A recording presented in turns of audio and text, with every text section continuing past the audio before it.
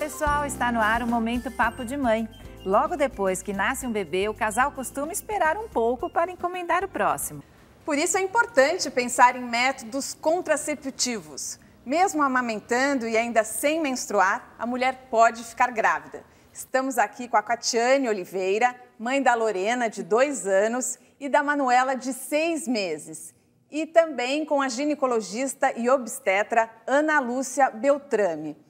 Ana Lúcia, como é esse período pós-parto? A mulher pode engravidar mesmo amamentando e sem menstruar? Pode. Isso acaba sendo um mito e muitas mães acabam tendo uma gestação não programada por conta disso. Então, o fato de não menstruar e de amamentar não significa que, eventualmente, essa mulher ela não possa ovular. A amamentação, ela acaba, de uma certa forma, inibindo a ovulação, só que isso não é 100%. Então, é muito importante que na consulta pós-parto, naquela consulta que se faz 40 dias pós-parto, a paciente converse com o médico a respeito de métodos contraceptivos indicados nessa fase. Entendi. Catiane, depois que nasceu a sua primeira filha, quanto tempo depois você começou a usar algum método anticoncepcional? Eu comecei a usar 2 meses depois do nascimento da Lorena. E você começou a usar o quê? O ciclo 21, que era a pílula.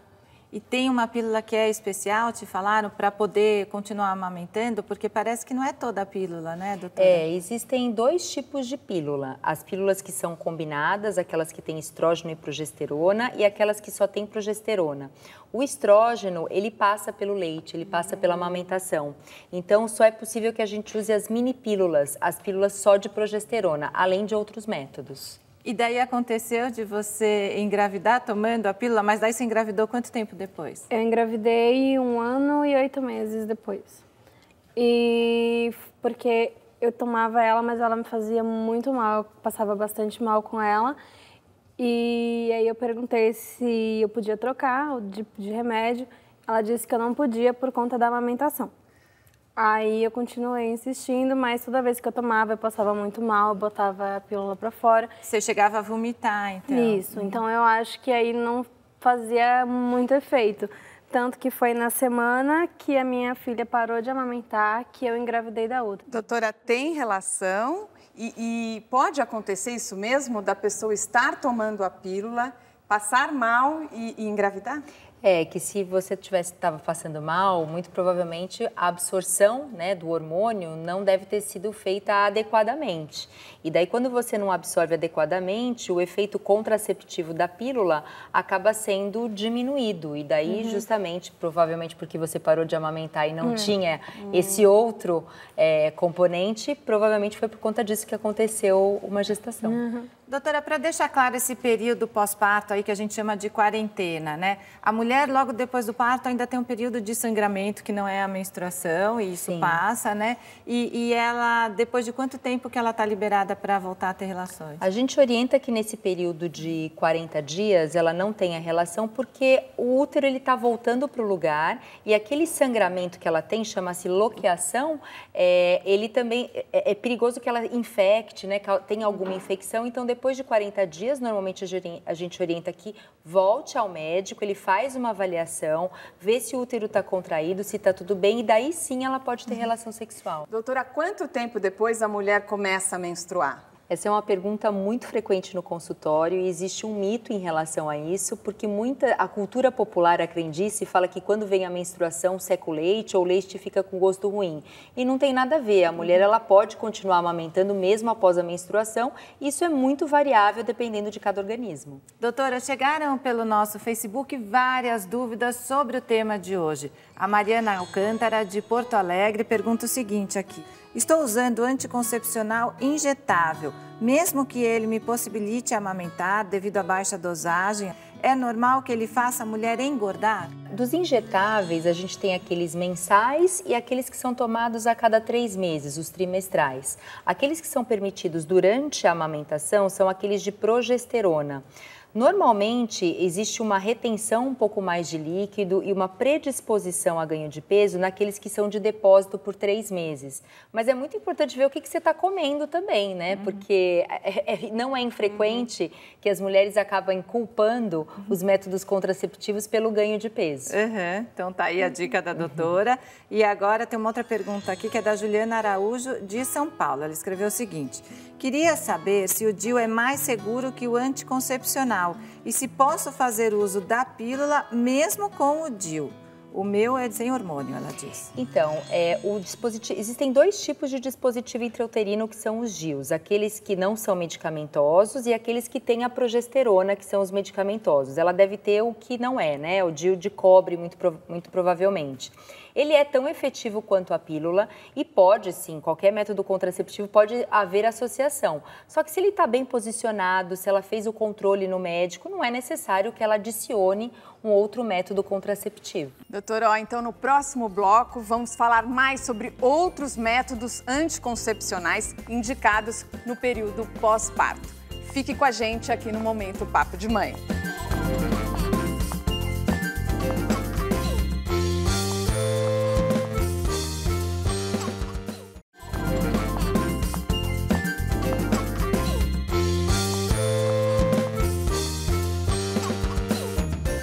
Estamos de volta com o Momento Papo de Mãe. Catiane, a sua segunda filha está com 6 meses, né? Isso. Você ainda está amamentando? Estou amamentando ela. E agora, qual é o método anticoncepcional que você está usando? Então, eu passei na ginecologista e ela passou o mesmo remédio, porque ela disse que eu não posso tomar outro. Então, eu tô tomando, mas com receio, assim, ainda. Então, Mas você está passando mal com ele, não? Estou passando um pouco de mal ainda com ele. E ela falou por que você não pode optar por outro método, Catiane? Então, ela pegou e falou para mim tentar insistir mais um pouco para ver o que acontecia, se eu ia continuar.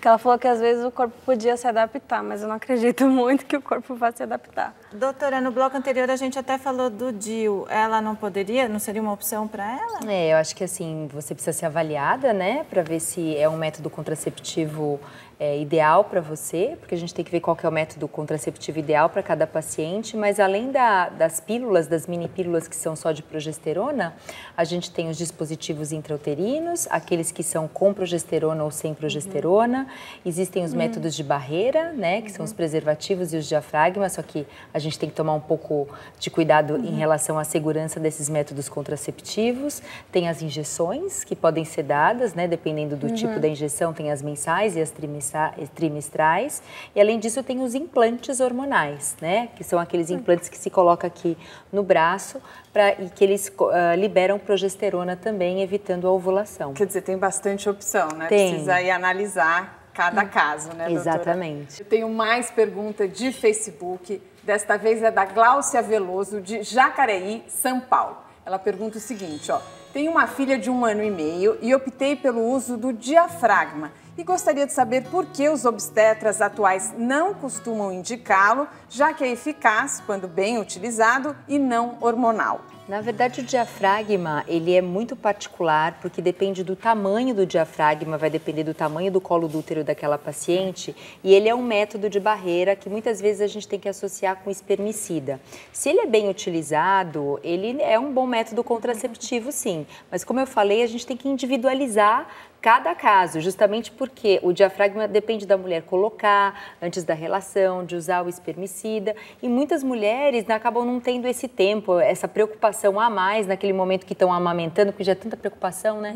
Já tem tanta coisa para pensar. Doutora, até agora há pouco você citou mais outros métodos anticoncepcionais, quer dizer, tem a camisinha, né? Tem a camisinha feminina também? Sim, tem o preservativo feminino, tem o diafragma, tem o DIU, tem o implante, tem os métodos hormonais que podem ser através da pílula anticoncepcional só de progesterona, tem as injeções. E a tabelinha, a popular tabelinha, essa é mais arriscada? Essa sem dúvida. Na verdade, a tabelinha, ela é já um método que não tem uma eficiência muito grande, justamente porque a mulher, apesar dela saber mais ou menos o intervalo que ela pode estar ovulando, isso não é um método exato. E principalmente nesse período que ainda não menstruou. Exatamente. Então, no momento da amamentação, os ciclos eles são irregulares muito frequentemente, muitas mulheres não menstruam. Catiane, você está amamentando a sua segunda filha.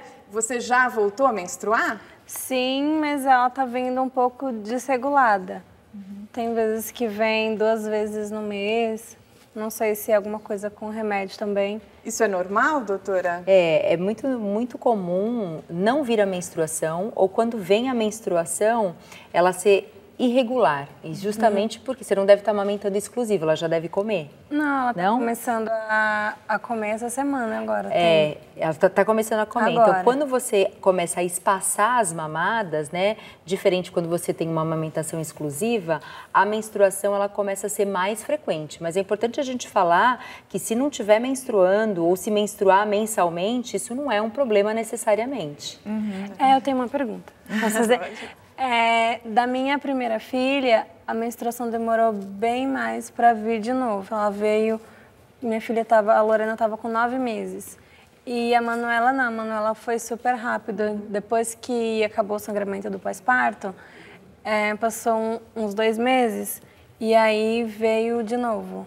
Aí eu queria saber se é normal vir logo, assim, mesmo com a amamentação exclusiva. É normal, pode ser normal, não é o mais comum, mas pode ser normal. A menstruação, ela é o reflexo de todo um sistema, né, integrado de hormônios, de ovulação. E como a gente falou, a ovulação ela pode acontecer mesmo você amamentando. Por isso que é importante sempre consultar um ginecologista para orientar em relação aos métodos contraceptivos nessa fase. E, doutora, esses métodos são fundamentais nessa fase, até para você dar um intervalo entre uma gestação e outra, que é importante esse intervalo, né, para o corpo da mulher voltar ao normal. É importante, principalmente naquelas mulheres que foram submetidas a um parto cesariana, porque o parto cesariana ele consiste num corte da musculatura do útero. Um parto cesariana não necessariamente significa que a mulher vai ter que ter uma outra cesariana, mas se você tem um intervalo entre os partos menor do que 2 anos, a fragilidade daquela musculatura pode sim dificultar um parto vaginal. E lembrando, até um outro programa que a gente já fez aqui, que a mulher que está amamentando e engravida, se está tudo bem nessa gravidez, pode seguir amamentando. Eu acho que tem que individualizar o caso, né? Porque existe um reflexo, que é o reflexo da sucção e liberação de ocitocina. Então, quando o bebê vai lá e abocanha a mama, existe uma liberação de ocitocina e daí a contratilidade do útero. Então, acho que isso tem que avaliar caso a caso. Não é uma contraindicação absoluta, mas é importante que a mulher que está amamentando e que engravidou e quer continuar amamentando, que ela consulte o seu médico e pergunte se naquela situação é possível que ela amamente. Tá ótimo, muito obrigada, doutora Ana. Obrigada pelo convite, foi um prazer. Obrigada a você, Catiane. Obrigada a vocês também. E você tem vontade de ter mais filhos? Não, tá bom já, 2. Então precisa caprichar nos métodos contraceptivos, né? Usa 3 de uma vez. O Momento Papo de Mãe fica por aqui. Você também pode nos acompanhar pelas redes sociais e pelo nosso YouTube. Até o próximo programa. Tchau, até!